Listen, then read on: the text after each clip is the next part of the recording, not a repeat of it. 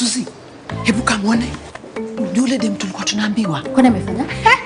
Hizi shop zote 3 ni zake. Na hii next door anachukua pia.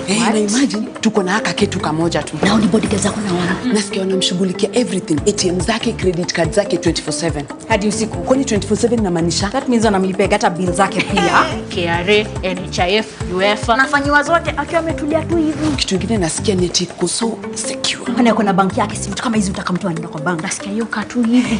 The whole day kwa tablet akifanywa kila kitu. Na hao bodyguards wake ndio umpelekea do kwa majuu. Unaona wale wawili waso au fanya bulk payments. Nilisikia ni ati local accounts zake, foreign accounts zake anashughulikiwa. Haki no wonder business yake imegrow hivyo. Lazima kuna banki yake special. Your banking team is at your fingertips. Go digital. Visit coopbank.co.ke and click on New Internet Banking.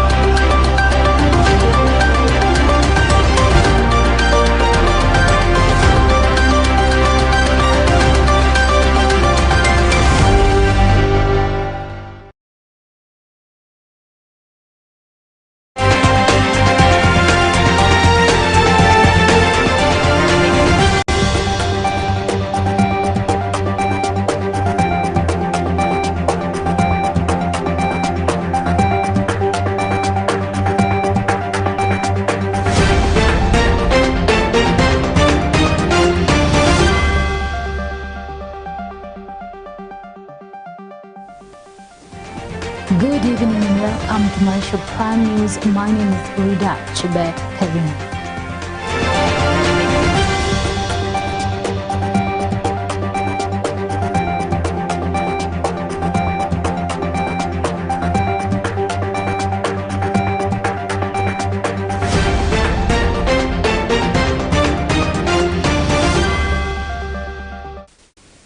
Welcome. We start with a political story now. NAK Kenya Party leader Martha Karua, Mwangi Kiunjuri and Member of Parliament Moses Kuria have agreed to work together ahead of the 2022 general elections. Speaking during a press today, the 3 leaders declared that they will prioritize the region's interest, just like other leaders were doing. Bushevi Jr. with that report. A journey of 1,000 miles starts with one step. NAK Kenya Party leader Martha Karua, Mwangi Kiunjuri and Member of Parliament Moses Kuria have agreed to work together ahead of the 2022 general elections. The statement that we have made today is very clear that the constitution of Kenya is clear on issues of democracy and formation of political parties. Number 2, it clearly defines and has given the mandate to the registrar of political parties that she should only register parties that are national. And therefore, any party that is registered by the registrar of political parties is a national party. Because if it's not a national party, it will have contravened the act itself. Speaking during a presser on Thursday, August 12th, the 3 leaders declared that they would prioritize the region's interests, just like other leaders were doing. What we are saying is that we are coming up with a forum, and we are not ashamed of that, a Mount Kenya forum, political party forum, that will speak issues Mount Kenya. At the same time, we are here in our capacity as national leaders, in our capacity as leaders of our communities, in our capacity as leaders of our political party. The trio announced that they would form an inter-parties forum for Mount Kenya to take the region to the negotiating table. I don't think this is a forum for asking me whom I can work with. That question is misplaced. Therefore, I will leave it. But on the spokesperson for Mount Kenya, this caucus is not about creating a spokesperson. It's about creating unity of purpose. JB is a leader within Mount Kenya, and he is most welcome to this forum. They revealed that they would name the caucus Limuru 3 and hold a conference in 3 months. Therefore, there is no contradiction whatsoever with what he is doing and what we are doing. And eventually, the Limuru 3 conference will come out with a lot of clarity on some of the issues you are asking. Kiunjuri stated that the forum would invite different political parties. On the issues of our association with the Deputy President, it is very clear. It's a mutual understanding. And whether we are going to support him in UDA or not, that one depends on our own membership. And what we are saying is that now we want to build parties as institutions for posterity. And that includes the UDA. I believe that is the mission of UDA, is to create parties that can be able to outlive us as leaders. You know, Deputy President has his democratic rights. He has his own formula of working. I have not heard him say that you must vote, but he has said he will work with all Kenyans. However, in his interpretation, it is only him who can issue a press conference. He has that capacity to call a press conference and say, I'm not going to work with Moses Kuria Shama Chakazi or the Service Party of Kenya. Notably, the leaders dismissed calls to disband their parties and join one political party. The former Agricultural Cabinet Secretary maintained that his party would be on the ballot come 2022. Kiunjuri on Sunday, August 8th, differed with Deputy President William Ruto over the DP's 2022 strategy. He faulted Ruto for insinuating that he did not need coalitions ahead of the August 2022 poll. The former agricultural CS dismissed the Deputy President's plan to make the United Democratic Alliance UDA a national party that would win the 2022 election without relying on regional parties. Moses Kuria on his part stated that the mission is to create a party that would outlive them. He noted that the interests of Mount Kenya would be paramount at the same time took shots at President Uhuru Kenyatta's meeting with the opposition leaders in Mombasa. For the meeting that was happening in Karen, that was clearly a meeting of the United Democratic Alliance, for which I was not invited, because clearly I'm a busy. And that opportunity comes that we have a cross-party meeting of UDA, Na Kenya, Chama cha Kazi, TSP, ODM, whoever it is, then we are going to engage from that basis. There's no contradiction whatsoever. And it's not the only meeting I, as party leader, was not invited. I was not invited in Mombasa, for example. There's nothing strange about it. The Member of Parliament pointed out that no leader from Mount Kenya was invited to the meeting and other regions in the country. He also noted that he did not attend the current meeting with UDA allies since he is not a member of the party.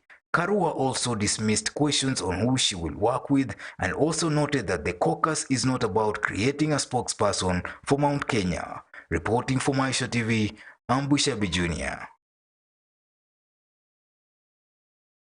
And the Deputy President William Ruto's hit out at the ODM leader Raila Odinga and the One Kenya Alliance leaders for taking advantage of the president despite opposing his administration before the introduction of handshake between Raila Odinga and President Uhuru Kenyatta. Ruto's sentiments comes after the meeting held at State House in Mombasa County led by President Uhuru Kenyatta, in which One Kenya Alliance leaders and the ODM leader Raila Odinga were invited.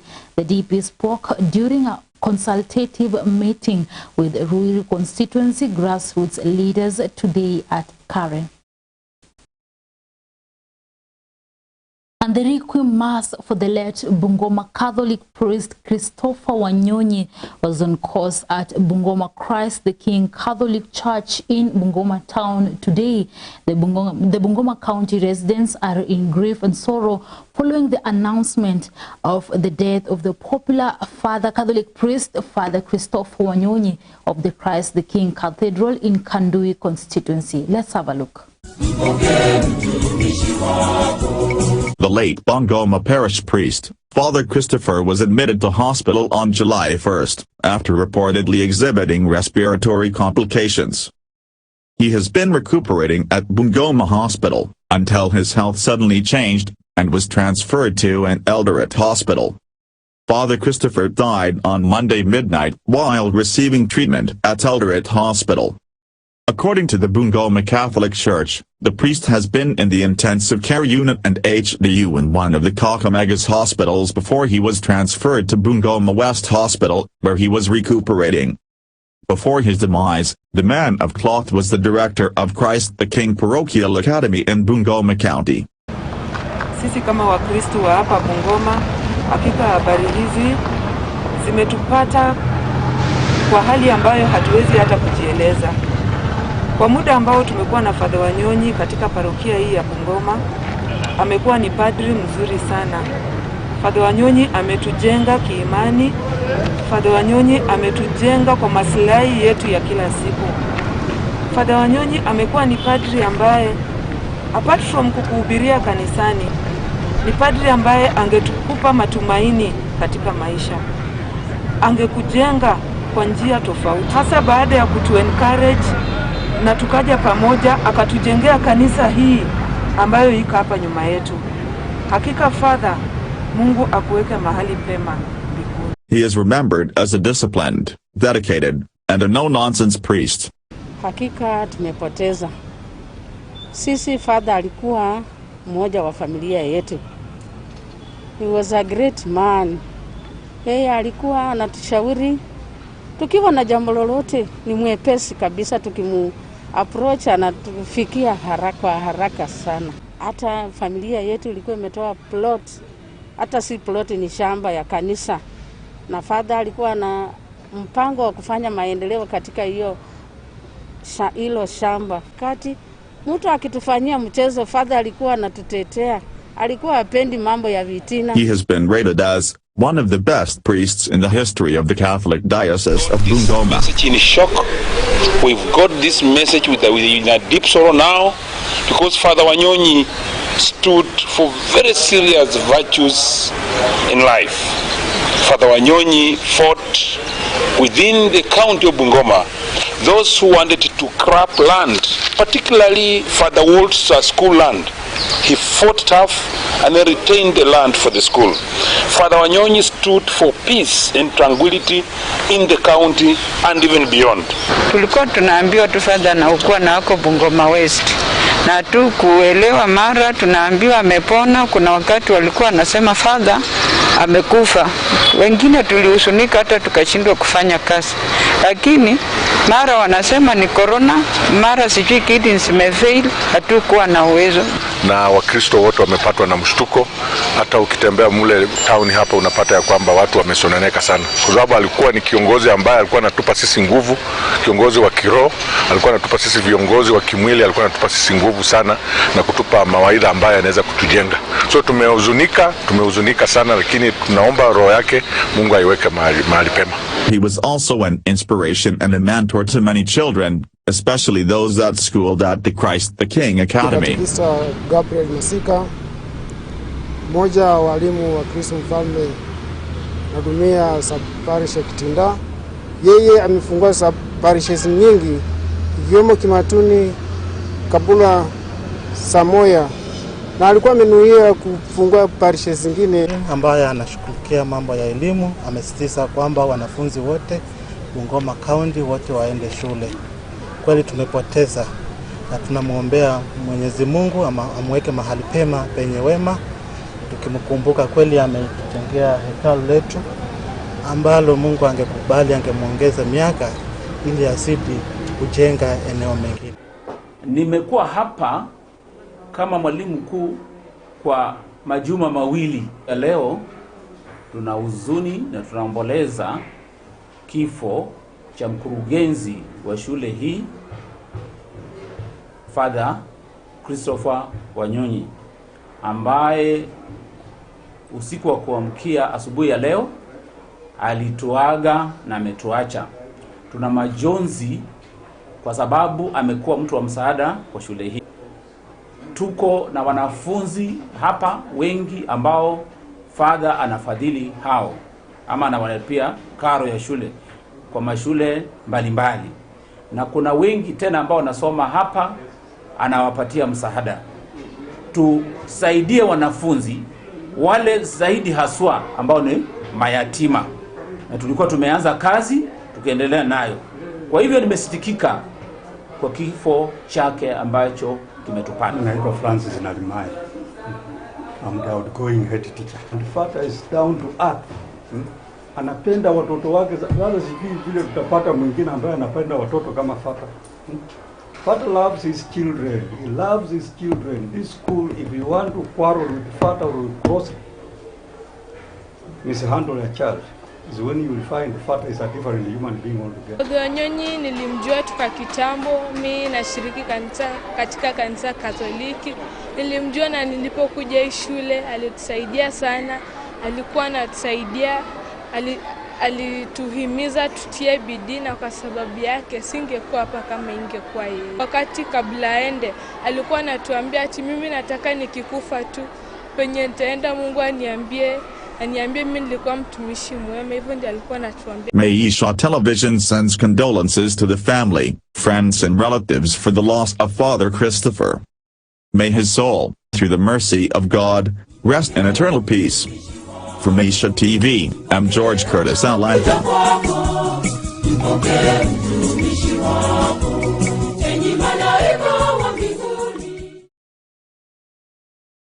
And days after the government uplifted the 60% matatu carrying capacity, passengers are still forced to pay their previous fare, with matatu operators claiming that the 10 p.m. curfew is still a hindrance to their normal operation.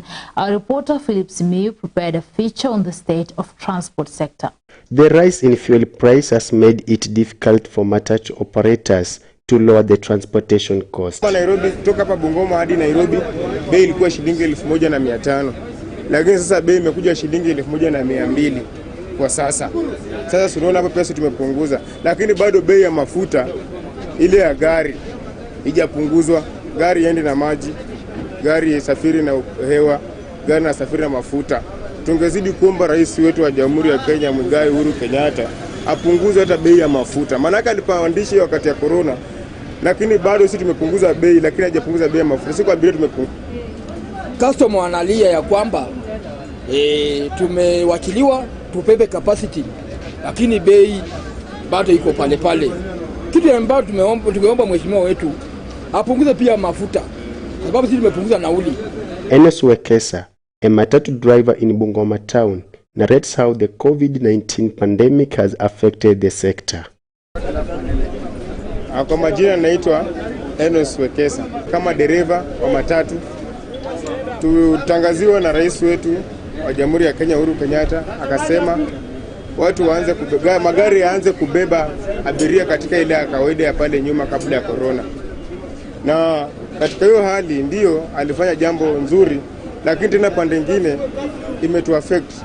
Kwa sababu unapata ndio tunabeba abiria capacity, unapata abiria sahihi hawapo, kwa sababu ile hali ambayo kwamba tuko ndani hali ya janga la corona.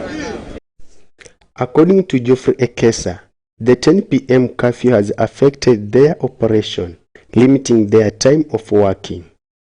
Unajua sasa hata ndugu yangu sisi ndio tunabeba watu wengi, lakini sasa hata mambo kama hata kudungwa hiyo shindani tujapewa kipaumbele, unaona. Na sisi ndio tunashiriki na watu wengi, tunabeba watu wengi. Rais wa Kenya, hii mambo ya curfew, atufungulie magari safiri paka usiku paka asubuhi 24/7.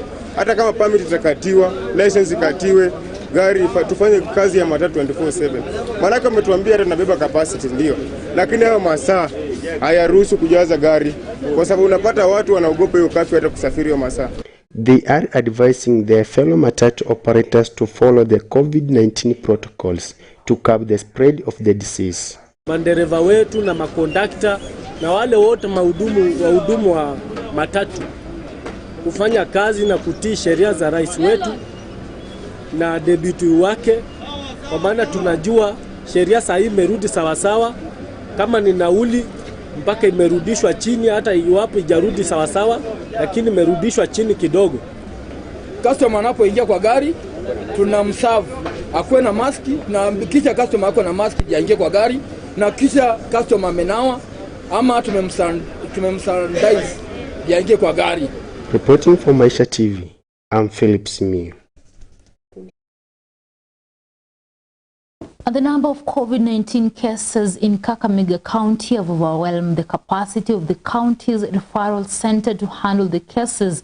The Kakamega Deputy Governor, Professor Philip Kutima, is now urging the civil servants residing in the county to go for the COVID-19 vaccination. The Deputy Governor urged locals to discard myths surrounding the vaccine, saying that the vaccine is safe. Vifo ambavyo tumerekod Kakamega kufikia saa hizi ni watu 89.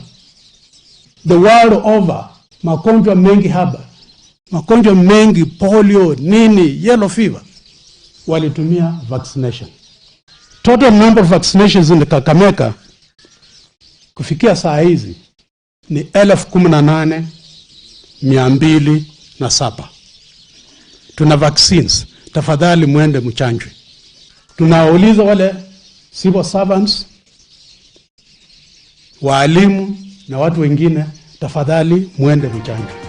Thank you so much for keeping it here for Maisha Prime News. My name is Maisha Tv, and that's all you had for today. But I'll be coming back with Maisha Prime Talk, and today we'll be focusing on issues of politics, leadership, and governance. Make sure you don't miss out.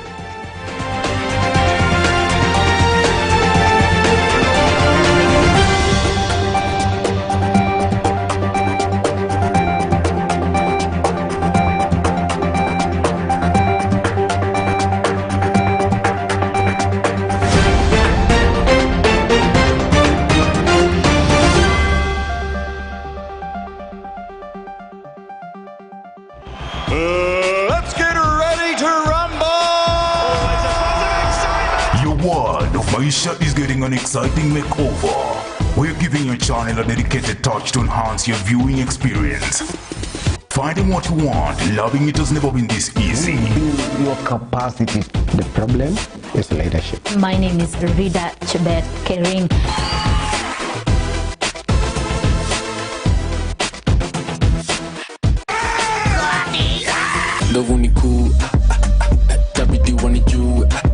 Welcome home to your dedicated channel, where you choose it, watch it, and love it.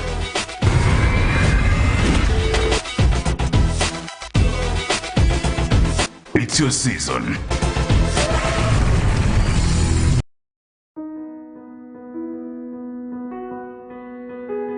Oh, there you are. Come on, come closer. Let's start this journey together. Get to know one another so we can rise together. Pick me up, hold me, feed me, but it might be messy. Change me, but it might be smelly. Be my playdate. Be my rocking chair. Be my hero. Because every dad should play an equal role in his baby's life, Pampers is giving 8 weeks of paternity leave to their new dads, hoping to inspire others to give Kenyan dads this opportunity.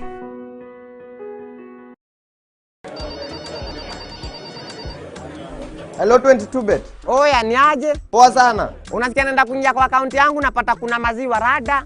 Oh, hiyo ni Euro 2020 cashback. Tunapeana 8% kwa kila game ya Euro. Hadi kwa kila game? Hata zenye zimekunywa maji. Sasa nyinyi ndio mabazeng. Itabidi nimechapia mbogi. Cheki Mamorio. Unasikia kuna 8% cashback ya nini ya Euro ya 22bet. Get 100% bonus on your first deposit now. SMS join to 29252. 22bet. Tucheze, tushinde. 22.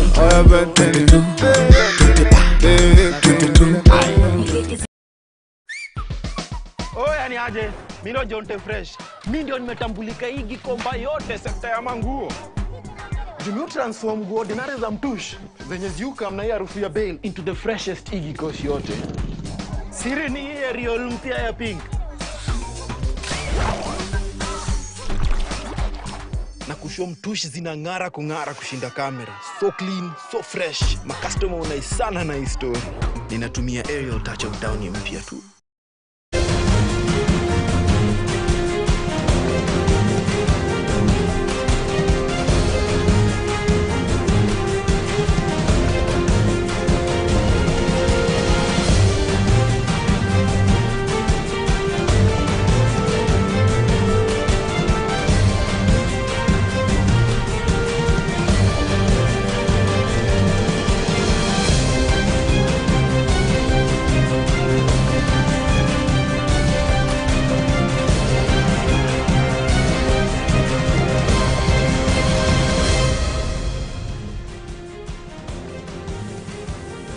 Good evening, glad you could join us tonight for Maisha Prime Talk PLG Thursday.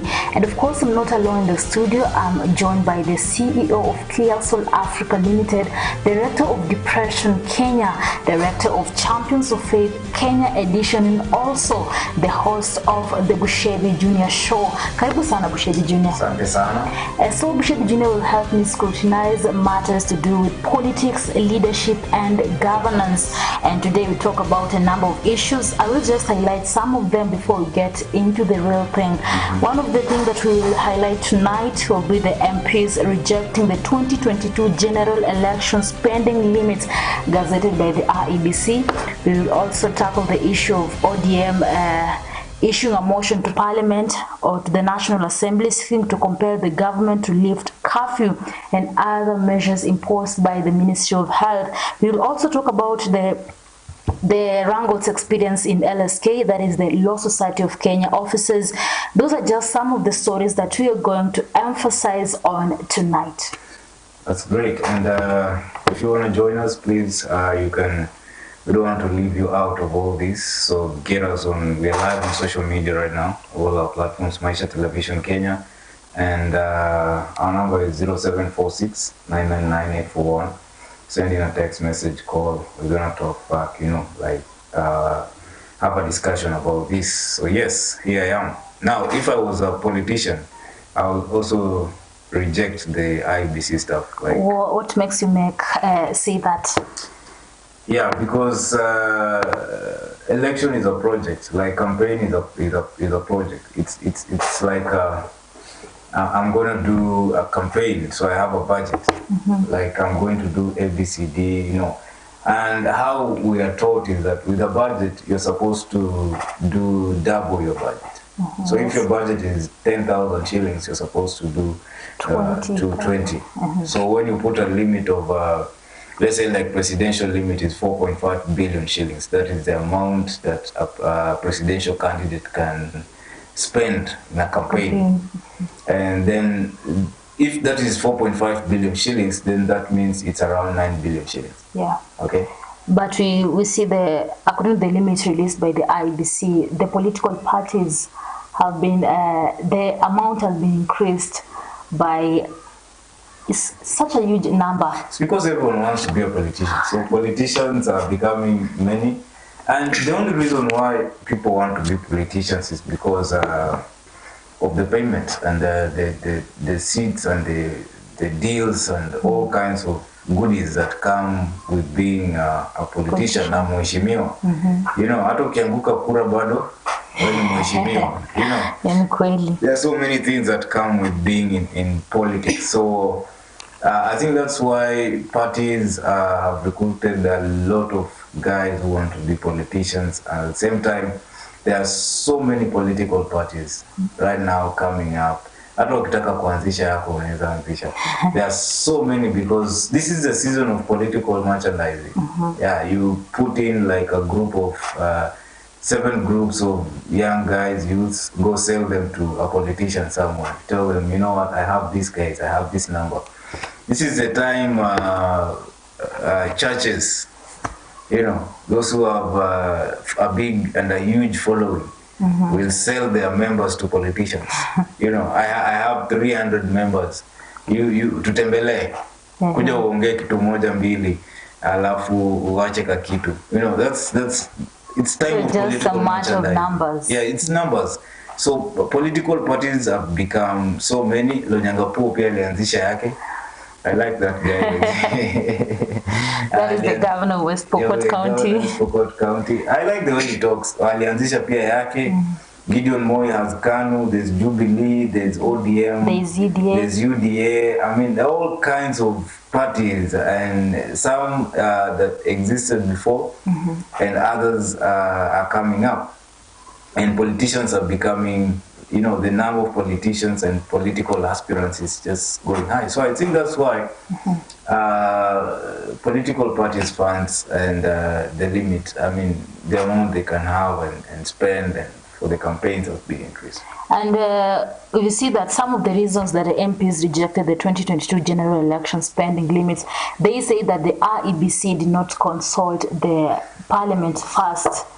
How do you consult somebody you want to slap? You know, that is like if I want to slap you and I tell you, excuse me, we need to discuss this issue about me beating you up. But that is a compulsory issue, by the way, according to the constitution. IBC is just being smart. You know, like, just stir up the water. Already the conversation has begun. The discussion is already started. I think it was their way of kickstarting the discussion because they know it won't just happen. You won't just put limits on political parties and aspirants and stuff like that. And at the same time, there's a lot of money flying around, and with that, you're gonna have a lot of black money coming into play, like pesa za wash na black market. Zitakuwa zinatengenezwa and then zinatafuta njia ya kuosha hizo pesa, unajua. It's not like it's fake money, it's real money, but now finding a way of getting that money into the economy, need time ya politics. But if there's any time that we're going to have money laundering season, it is now, when there will be a lot of money laundering. Pesa imetolewa huku inaingizwa kwa system ma design. So all those schemes are going to be there. So that is why I think the government is trying to find a way of monitoring. Kama uko na pesa ya campaign, wewe tunajua budget yako ni 4 billion, 4.4 billion as a president. Hii pesa ingine mingi umetoa wapi? So napata those who will fund the campaign. Exactly. Hata saizi ukienda ku bank 1 million shillings kwa bank, lazima uambie watu, uambie bank hii pesa umetoa wapi. And like those days when you just, you know, pesa itakuwa tu and you spend it. This is about also taking care of the economy. Hii time ya politics ndio pesa inaenda kutembea. Acha nikwambie kweli. There's a lot of money. People are saying that hakuna pesa. Pesa iko. Pesa iko inangoja time ya campaign. Inangoja time ya campaign. Let me tell you. This issue of getting money is about the issue of positioning yourself. Okay? Pesa ni currency. Jana I was doing a live Facebook show and I was saying money is currency. It's always moving. So lazima ujue uwezi pata river kila mahali. Okay? Uwezi pata river hapo tu anywhere jia gorofa. Ati kuna river. Uwezi ishi jia gorofa na unasema ati one day nitaamka asubuhi nipate river ina flow. Hakuna siku. You have to go out and look for the river. Uone ina flow wapi. And that is how money works. Uwezi shika ndovu desert. Lazima uende tu kwa msituni penye ndovu zinaishi. Huko ukitaka kushika endo ushike zile grasshoppers zilivamia Kenya. But this is the thing. What you need to understand during this time of election, the next 1 year, ile pesa yote yenye ilikuwa inaibwa ama ilikuwa inapatwa genuinely ama all that money ndio inaenda kutupwa kweko. Kama kuna time economy ya Kenya inaweza haribika mbaya sana, ni hii time ya elections, time ya campaign. Because sasa ndio pesa inatoka. Sasa ndio pesa chafu inaingizwa kwa system. And so if you don't find a way of regulating the way money flows in the economy, you'll find that inflation rate inaenda juu. There's too much money. Paka tunaanza kununua mkate thao. There's too much money because nakumbuka Uganda wakati wa Idi Amin. There was too much money paka ukikuwa na 100,000 hiyo inanunua matchbox. Watu wanabeba pesa kwa magunia. If you're not careful, hiyo ndio vitu happen time ya transition, time ya campaign, time ya election. So pesa inakuwa mingi sana in the flow na unapata sasa inakuwa useless, money becomes useless. But I think the bank that is the national interest, the CBK, they therefore control the circulation of currency. But it has to work with systems. If you are the one handling elections, like IBC is the one handling elections, then CBK works with IBC. If you are the one handling security, then CBK works with security. I mean, this is a government. It has so many systems, so it works together. It doesn't work exclusively. Unacheki? Yeah. The government does not work exclusively. Umeona juzi kumekuwa na war ya judicial, the judiciary and the executive. Umeona vile Kenya ikakuwa destabilized. Cases ikakwama, sijui nini ika happen, kumekuwa na vita mob, nini vitu mob, kesi haziendi mbele. Why? Because as a government, they need to work together. You know, mimi nashika hii na kupokeza, wewe unachukua ile unapokeza, ule like that, then services is na flow na country na grow. But let me tell you, if a cap or a limit is not implemented in some way, hata kama si pesa kidogo yenye naona IBC wameweka, but in some way it has to be monitored. People are washing money. I'm telling you the truth. In the time watu wana wash do. Na kuwash simaanishi ile kuosha. I mean, this is the time when money is being brought to the country in very funny ways. Very funny ways. Zile pesa zilikuwa zimefichwa mahali sasa ndo zinarudishwa. Now you have to declare hii pesa umetoa wapi, lakini unakumbuka hii ile ndio umeiba. Maybe uliiba 2 years ago. Lakini sasa you have to declare to the government hii pesa umetoa wapi. So you have to look for a way ya kuingiza hilo kwa system. You have to look to legitimize the money. You see? And this is the time when people are going to have schemes, ways, means, tricks za kuingiza pesa na kuleta pesa kwa system.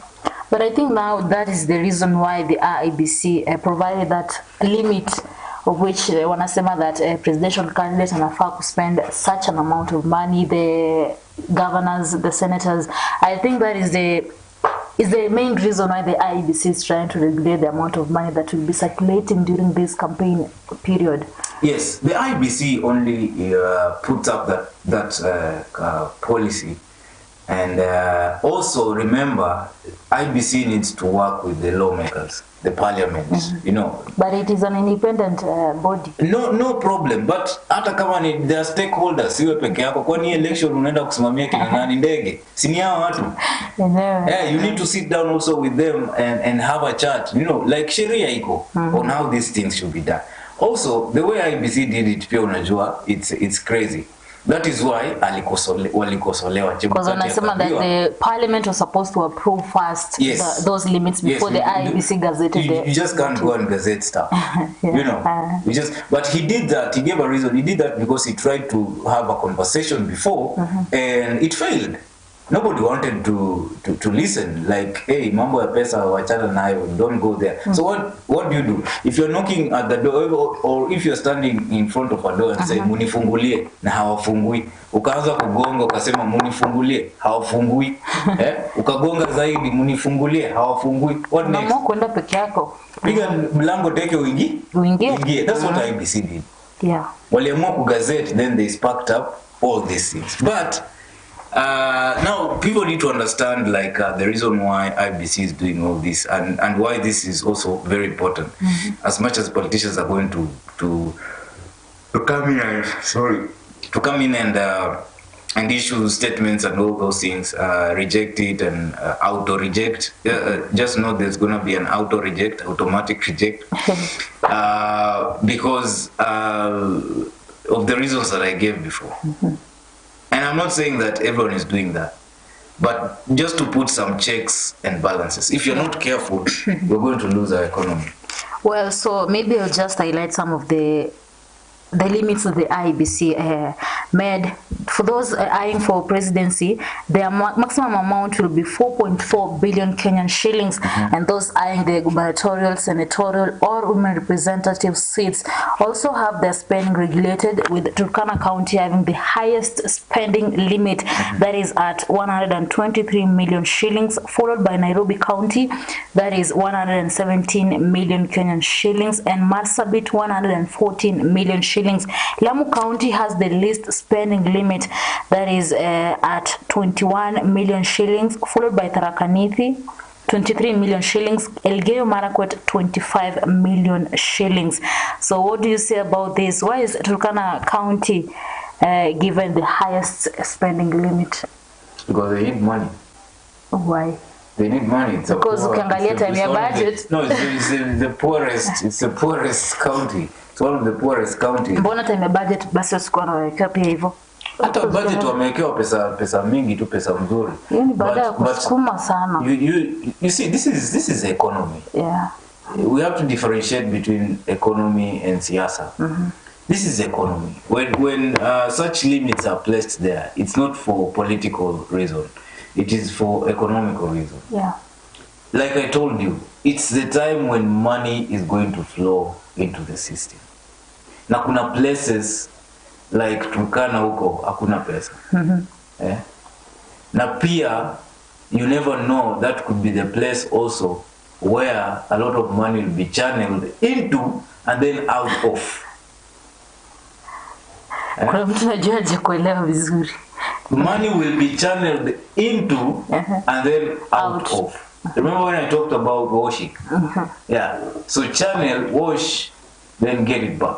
It's just like maybe when the mahali, let's say you rob a bank, and now you have, let's say, 20 million who will leave a bank.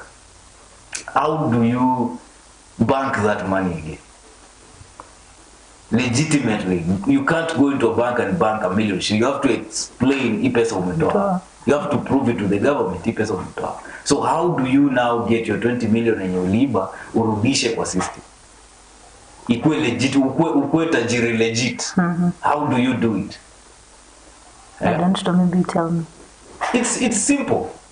A good example is for example, chukua youths. Waambie tengenezeni inaitwa nini? Vikundi chama nini na nini na nini. And then what do? You give them money. 100,000, 200,000, 500,000, 100,000, you know. Na mna agree now. Hiyo 100,000 na kwa tu nyinyi mtabaki na 80,000 mnavaa nini? Narudisha. Take it to a church. I will donate in a church. You know, donate 3 million kwa church. Ongea na pastor. Mwambie pastor, wewe chukua 1500 yako. Once you bank, please nitumie pesa yangu ya juu. And that is how people are washing money. Okay? So you just channel the money and a campaign. Hey, 500. We want to help the youth. We want to help the mothers. So you want to do what? Tunaweka pesa, unaccounted for. Then wamama na groups zao wanaenda wana bank hiyo pesa. Hii ni chama. Tumechanga pesa yetu, tumeleta, tunaweka kwa bank. Tena mnarudi mnasema tumekuja kwa ile 1,000,000 yenye tuliweka kwa bank, tunataka tutoe 800,000. Hiyo 800,000 mkitoa, mkiwithdraw, mnarudishia mwenye aliwapatia 1,000,000. And that's how pesa inaosha. So the government is just trying to look into all these scenarios. Wakumbuka, it got to a point where we had to change our money design of 1,000 shillings and stuff. Wakati Moi aliprint 1,000 bob, Kenyans cried. Ni economy ilikuwa imeharibika. If you're not careful, tunaenda kuwa na note ya 10,000 shillings. That means your money is useless. It's becoming useless. If $1 is 117 shillings, okay, dola moja ni 117 bob ya Kenya. Nyinyi mko na noti ya 10k moja, na it can only buy a chicken. It's crazy. It's crazy. So if you're not careful, this is the time we will destroy the economy. So the IBC is trying to, I know it's not just IBC. They're all stakeholders in the country. It is not an IBC thing. It's not just going to affect IBC. It's not just going to affect the politicians. Politician is appointment. Politician anakuwaga appointment. Behind a politician, kuna mabigwigs, the financiers. Yeah? Wezi niambia tunakulipa 150,000 kwa mwezi. You can afford a campaign of 10 million kwa mwezi.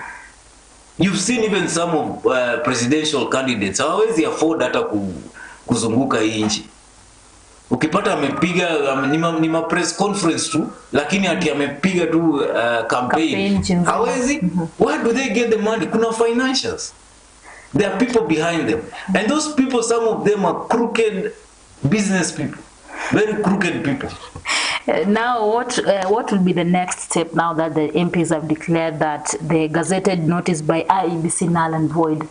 While annulling the whole thing, it means now let's talk. It's just a matter of let's talk. We've seen what you've gazetted, but the gazettement was illegal. Now we need to talk now. Can we talk? So IBC actually just created a platform to talk. But eventually, they are going to agree on something. They are going to agree on how they are going to make this thing work. Eventually, they are going to do that. Well, thank you so much. You've seen that. Let's wait and see what will be the next step. We'll be highlighting you on our news. Remember, we'll have Maisha Prime News every day at 8 p.m. And we are going for a short commercial break. We'll be coming back to tackle the remaining issues, so stay tuned.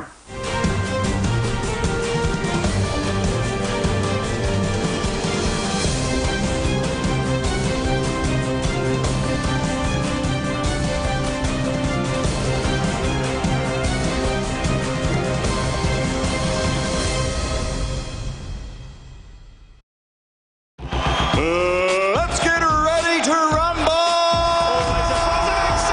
Your world of Maisha is getting an exciting makeover. We're giving your channel a dedicated touch to enhance your viewing experience. Finding what you want, loving it has never been this easy. Build your capacity. The problem is leadership. My name is Rida Chebet Kerim.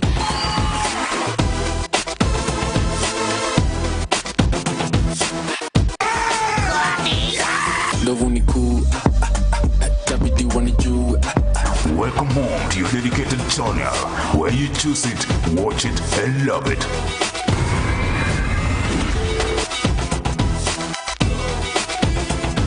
It's your season.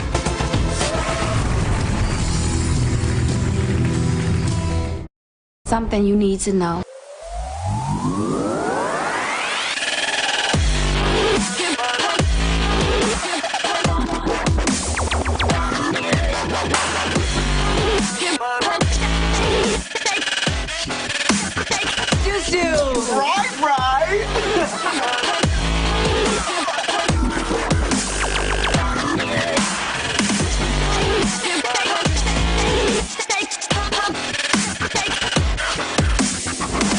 What a treat!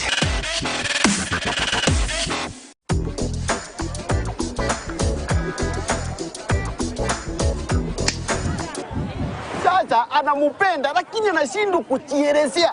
Si life ingekuwa hizi kama mambo yangekuwa one touch yap, kuongea na kujielezea. Mambo mengine sio rahisi, lakini kupata 50% extra airtime ya kuponda kwa SMS ya Safaricom, mambo ni one touch. Pata 50% extra credo bila expiry ya kupiga na ku-SMS across networks. Piga star 444 star scratch card pin hash, na kama ni M-Pesa star 444 star 2 hash. Safaricom. Coronavirus COVID-19 is a respiratory virus spreading across the world. The infection is spread from droplets of coughing and sneezing of an infected person, touching or shaking hands, or being in contact with contaminated surfaces or objects with the virus. The signs and symptoms are fever, coughing, headache, body ache, difficulty in breathing. The disease can be prevented by regularly washing hands with soap and running water. Avoid close contact with people who have flu-like symptoms. Avoid handshake, hugs, and kissing. Also, protect yourself by covering your mouth or nose using a disposable tissue while coughing or sneezing. If you experience these symptoms and you had traveled or been in contact with a person from a country reporting COVID-19, you should isolate yourself for 14 days and seek immediate medical attention or report to the nearest health center. This message has been brought to you by the government of Kenya and its partners. For accurate information on COVID-19, dial *719# or call 719. Follow us on Twitter at MOH_Kenya, at spokesperson GOK, at WHO.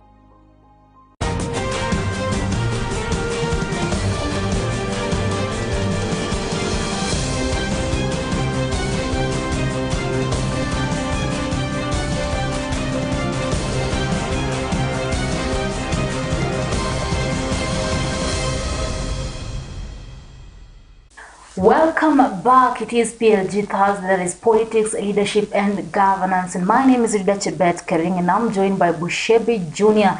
And remember, you can join the conversation on our social media platforms. We are live on Facebook and YouTube, Maisha Television Kenya, Instagram and Twitter at Maisha TV KE. My Twitter handle is at Rida Chebet and Facebook Rida Chebet. Kering. What about you? It's at Bushebi J, that's my Twitter handle, and Bushebi Jr, that's my page. But the friends song was 5,000, so I have like 1 million friend requests. Wow. So you can follow me even on Facebook, or you can just like my page. And there's a Bushebi Jr show page here, and there's a like. Yeah. Well, so before we went for a commercial break, we were talking about the issue of the IEBC gazetting the limit of the campaign funds. And now we're going to shift gears to the ODM presser, which was today. The ODM has issued a motion of to Parliament seeking to compel the government to lift the curfew rule and also to ease some of the COVID-19 containment measures. But before we go into that, let's have a look at this video.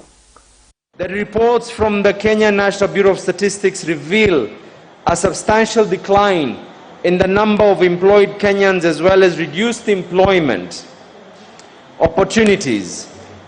Equally, Mr. Speaker, deeply concerned that the frequent lockdowns instituted by the executives with the objective of countering the spread of the pandemic are a key cause of the underperforming economy, despite the noble intention behind their implementation.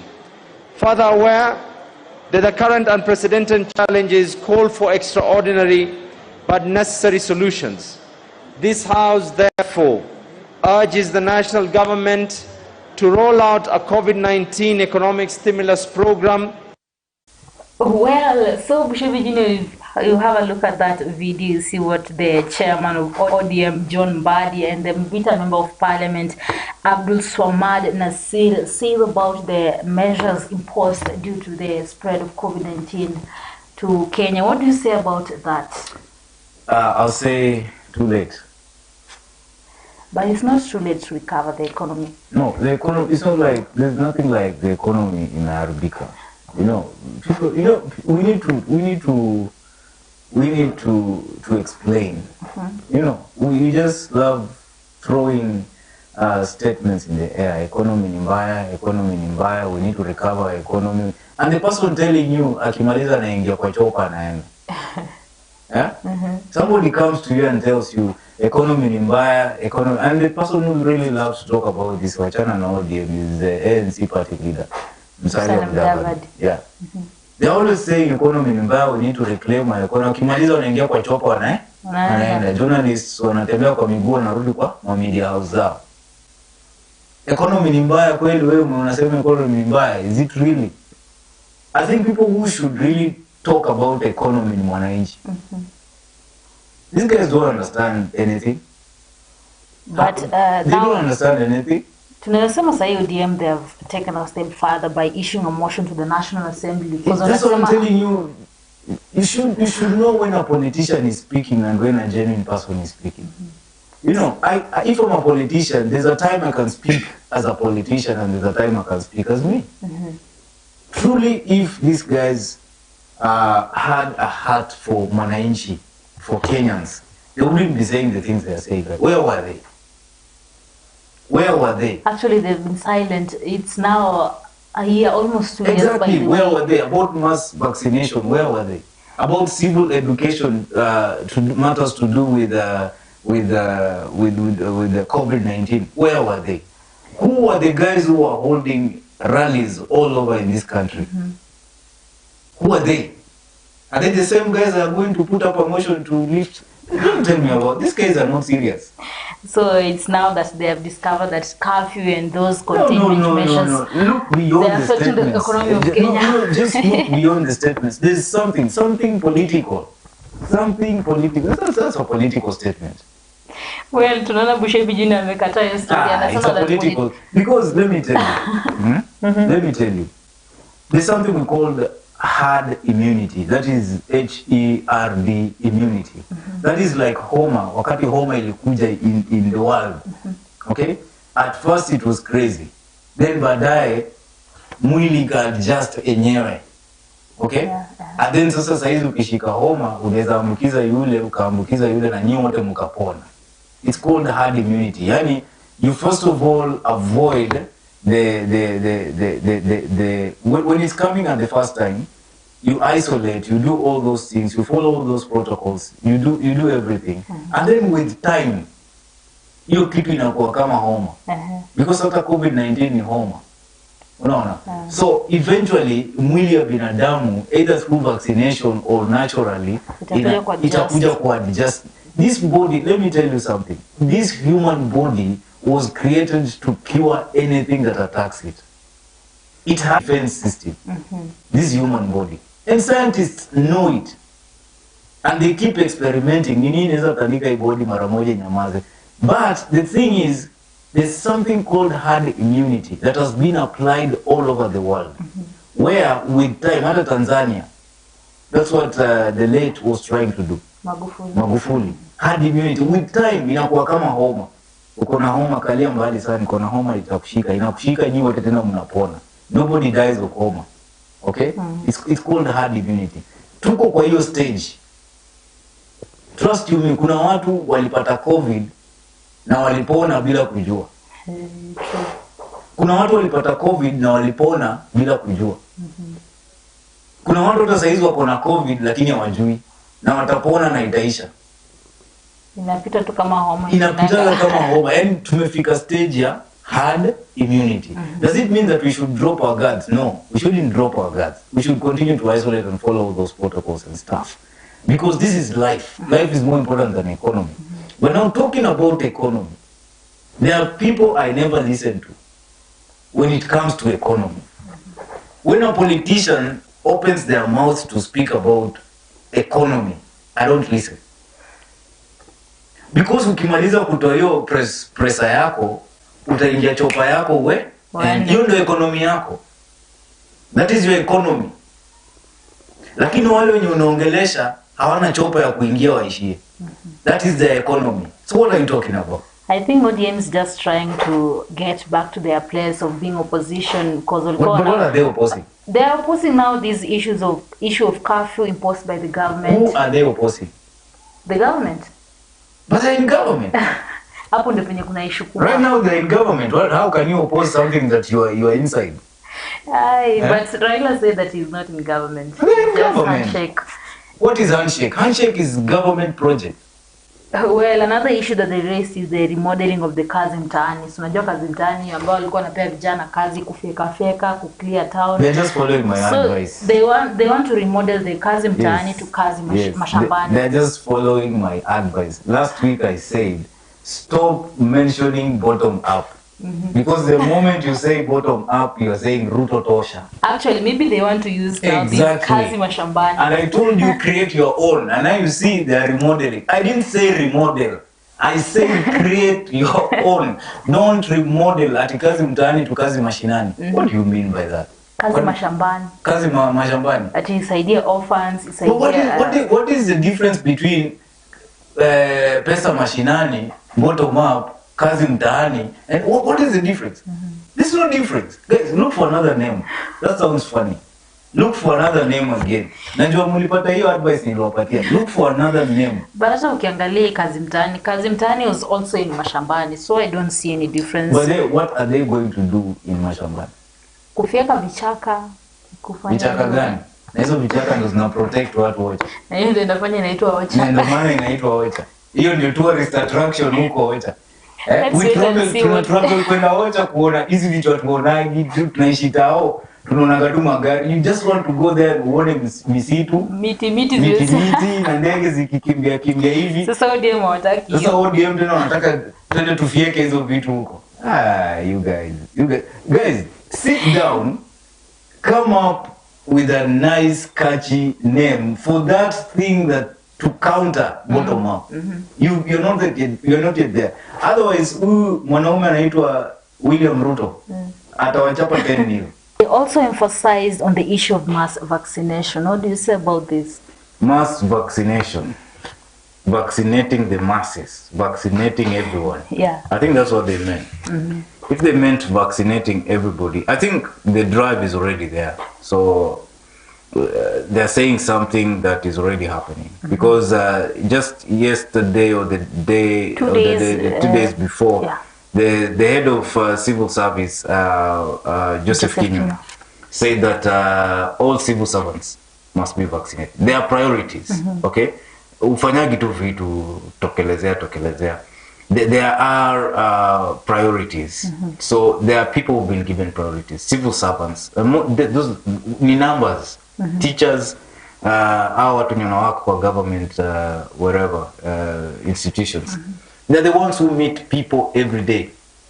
Okay? They're the ones who need spreaders. If they have COVID, they can spread it. So government is going with priorities. Kuna numbers, number 1, number 2, number 3, number 4, number 5. What I know is that so far, mi nikiangalia statistics of the way COVID has been ravaging people, most people who died of COVID are prominent people. Prominent, I don't know. With the statistics zenye naona, ama sijui ni kwa sababu hao ndio huwa wanatangazwa. And the others maybe wengine inanyamaziwa tu. Inanyamaziwa. But you can see the number of prominent people who have died because of COVID iko juu sana. But ukiangalia kama hiyo namba ya prominent people iko juu, meaning that even the common wananchi na wengi sana wamekufa kutokana na COVID. Ni ile tu hawa the newsmakers. Hatuna data. I think that's speculation, but hatuna data. We don't have the data to show that common mwananchi amekuwa like I said, there are people when wameshikwa na COVID na wamesurvive. And I have friends, by the way, I have friends who've suffered out of COVID. And kuna mmoja hata amerecover the other day. He was giving us his story on our WhatsApp group and anatuambia, hii kitu ni noma. I trust you me, COVID ni noma.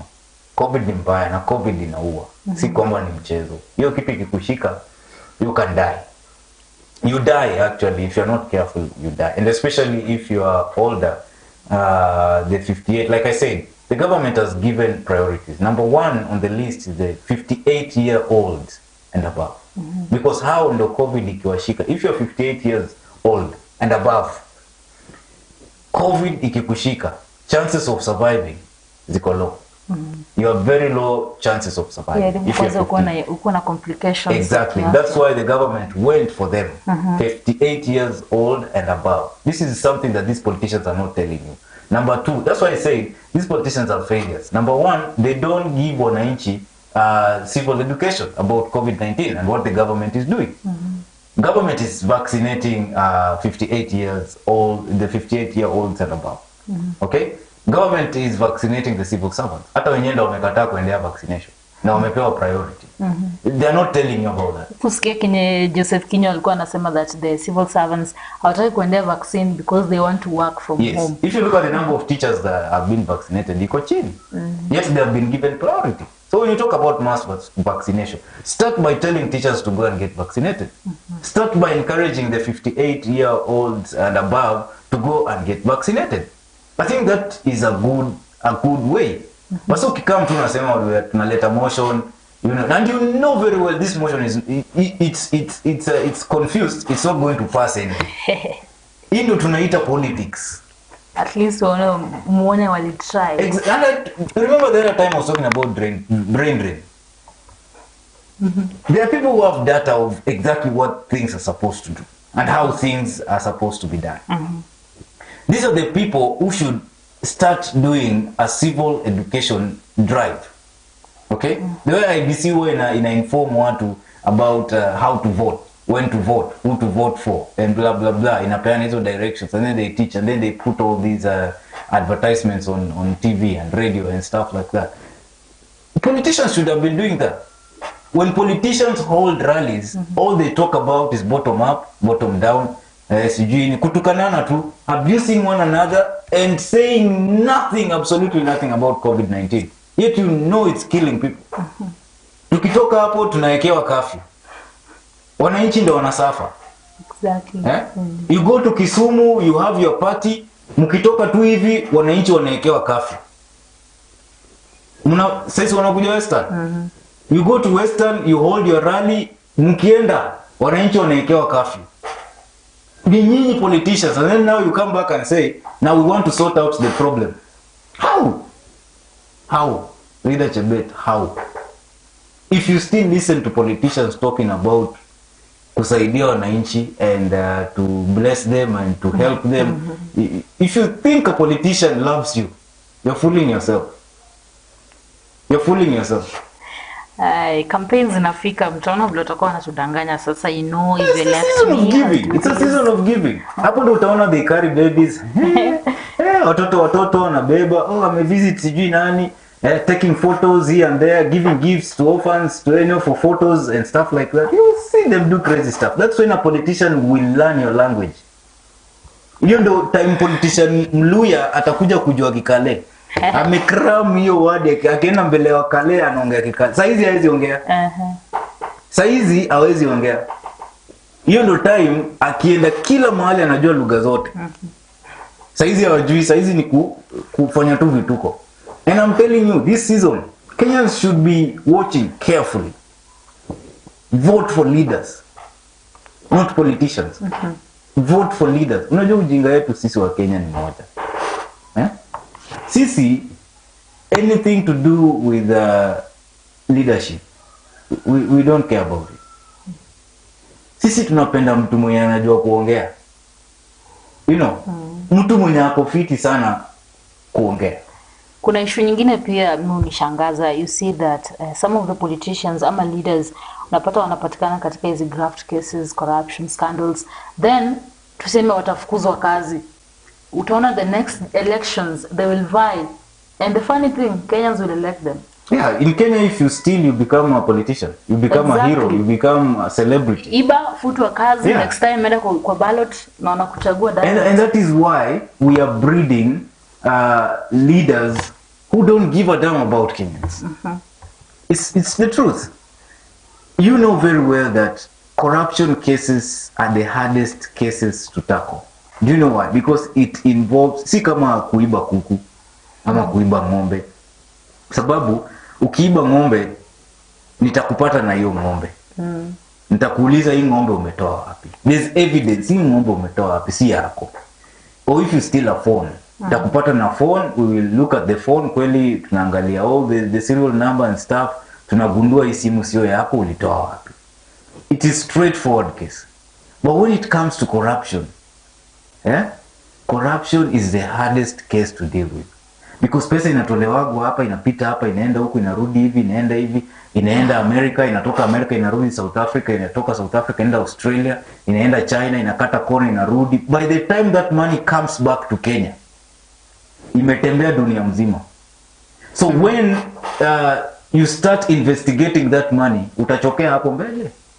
Now, God help you if you get all the information to even move a step further. That is why you will never see in Kenya ati kuna kesi ya corruption ilikuwa solved. Itaanzishwa. Na people will say there's this corruption case. But hakuna mahali itaenda. And now politicians, because they don't care. Because wanajua nikikuita corrupt leo, nikikuita mwizi leo, hata kama kuna kesi itakuwekea, watakuwekea, jina imeharibika. What matters. So I can just call you corrupt. So politicians also wamefika ile level enye wako na propagandists. Alafu pia another thing, this is the time of propaganda. Fake news. Fake news. Fake news. This is the time for fake news. Don't be shocked tutamka asubuhi unakutana na story fulani, atulisema kitu fulani, paka pia mwenyewe unaangalia hii story unajiuliza wako wanaongelea mtu mwingine ama wako wananiongelea mimi. Ngoja nasema kama kuna mimi mwingine.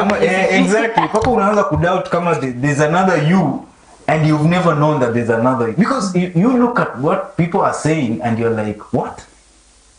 Are they talking about me or they're talking? So this is a time of absolute propaganda. There are people who've been paid to write all kinds of things about opponents here and there. Kuna machinery.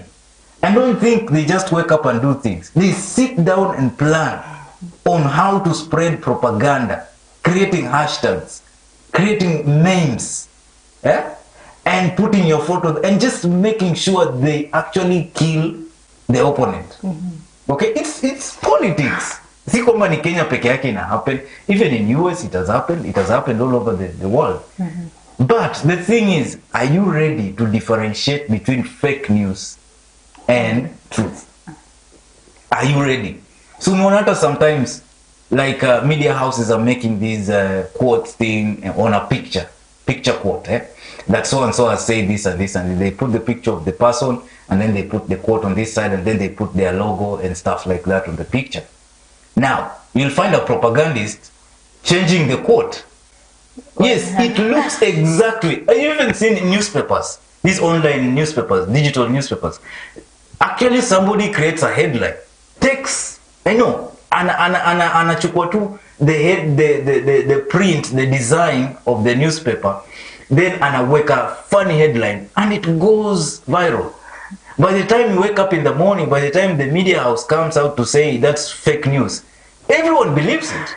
People are like, this is just a lie. They have now decided to wash the guy, like wash his name and stuff like that. But actually it's not you, it's not the media house, it's somebody else who has a machinery for propaganda and fake news. So this is another thing that we are going to see at this time. So fake news will not just come out of the mouths of politicians. It will also come from the social media and online and all these people. That's why, please, don't take a politician seriously. Don't take a politician seriously. Now. Sahi time ya campaign. Sahi they are campaigning. They can tell you anything. Sure. They can tell you anything. Politicians tu kitu nzuri ni kuwajaji na kazi umefanya, but saizi ukienda na words, they have Kenyans will never vote in kazi. Hiyo sahau. No, not a problem in Kenyans. Kenyans will never vote in kazi. Sahau. Kenyans will vote in mwizi wao, mtu wao. Exactly, mtu wetu. Mtu wetu. Kenyans will always vote in mtu wetu, mwizi wao. And actually that is what's killing us currently. In Kenya, it's all about how much money you have. And that's how we are making our politicians turn into thieves. It's about how much money you have. Who can you buy? If you go na pesa, you can buy all the politicians. I was talking the other time about financials. There are people who actually finance both sides. If there are two people standing as presidents, ana finance huku na ana finance huku, bado huyu akishindwa ama huyu ashindwe ama huyu ashinde wherever, bado amefaulu, because anajua after that I'm going to get my tenders, I'm going to get my deals, I'm going to do my business.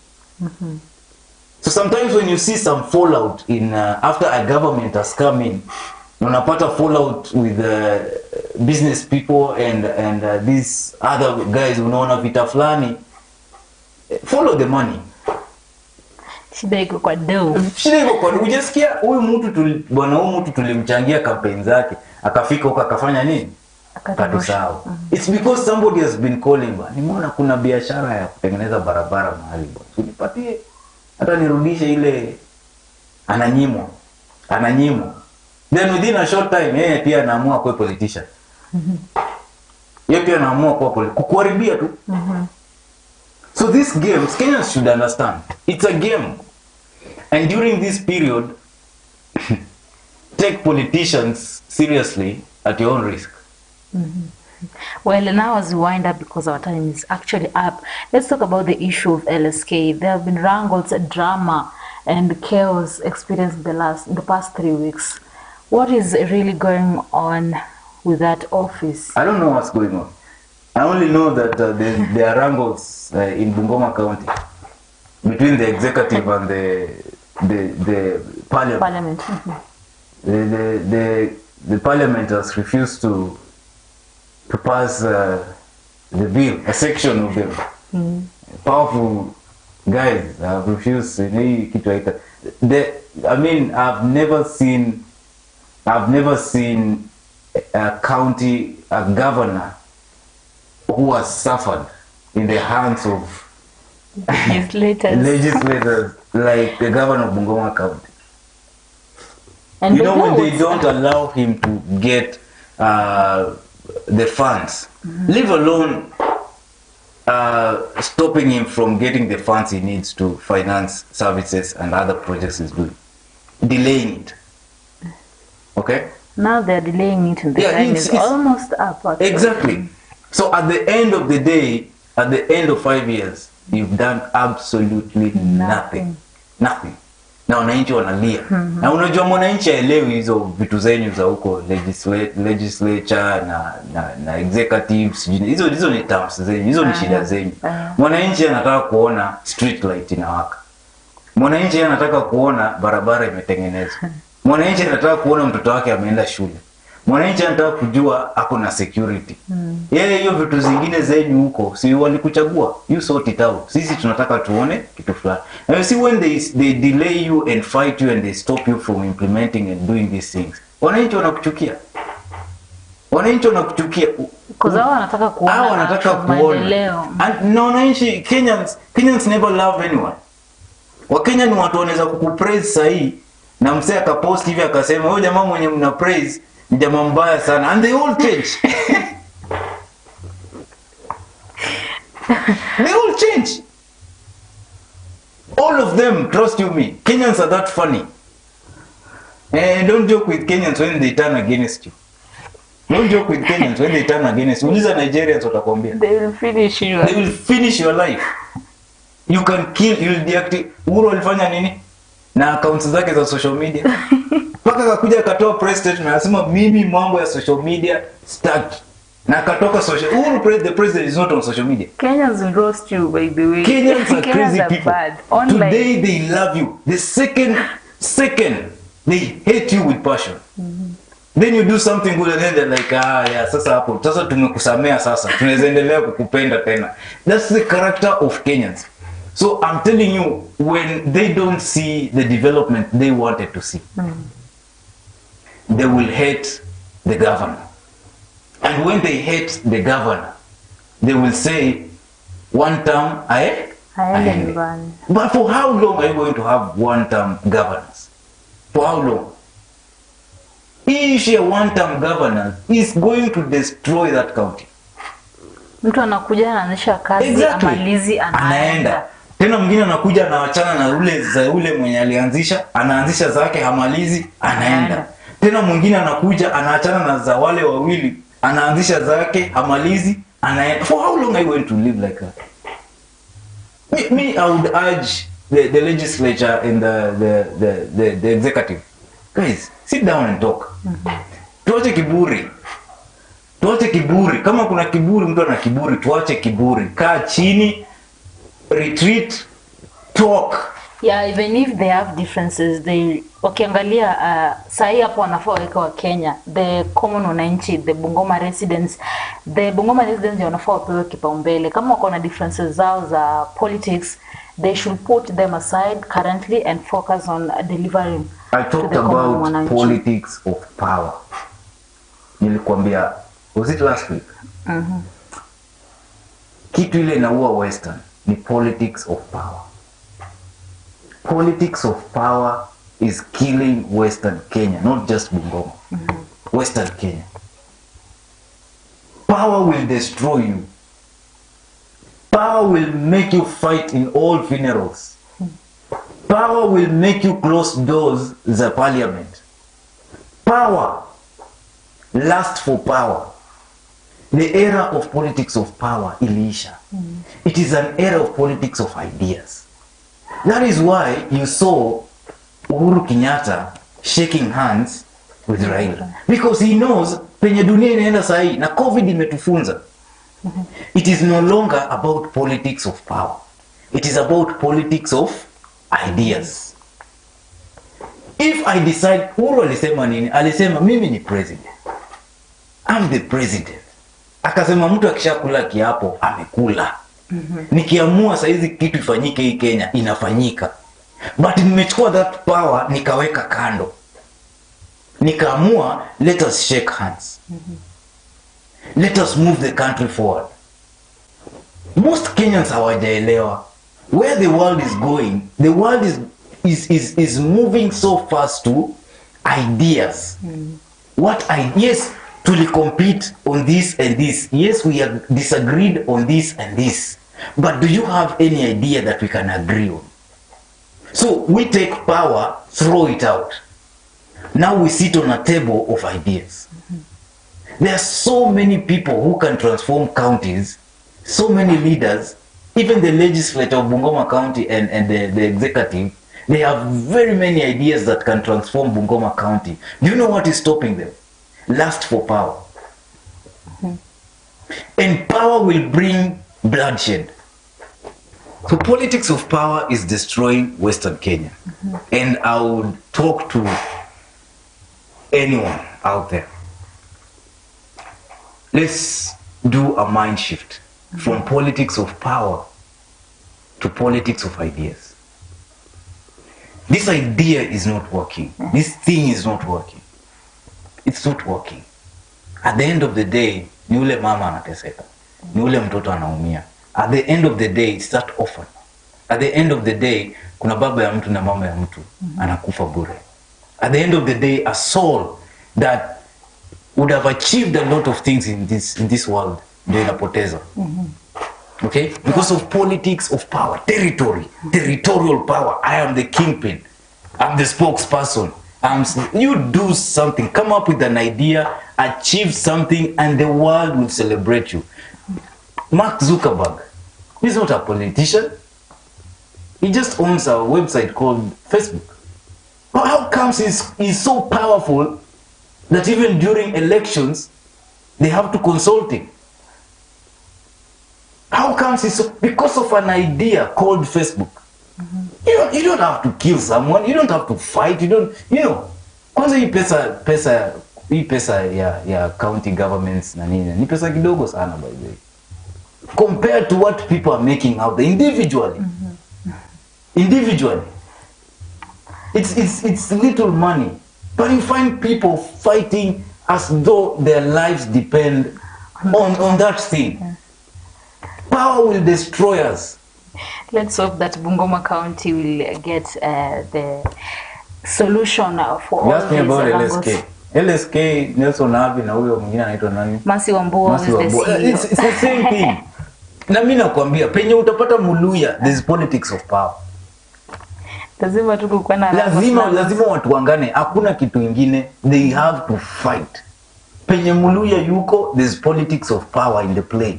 Not ideas. Not ideas. Because hata saizi, why are Luyas not united? Power. Who is going to be the boss? Boss vitu gani? Alafu what? Now that you're the boss, now what? Now that you're the boss, where's Nzoia Sugar? Now that you're the boss, where's Mumias? Now that you're the boss, where's the city? Now that you're the boss, where are the rich guys that you made rich in the counties? Yeah, let's hope they'll get the solutions. I'm seeing that my director is on my case. He's saying that our time is up. And with that, the wrangles from the Bungoma County and the LSK, the Law Society of Kenya, we We've come to the end of today's Maisha Prime Talk LPG Thursday, that is politics, leadership and governance. See you next time.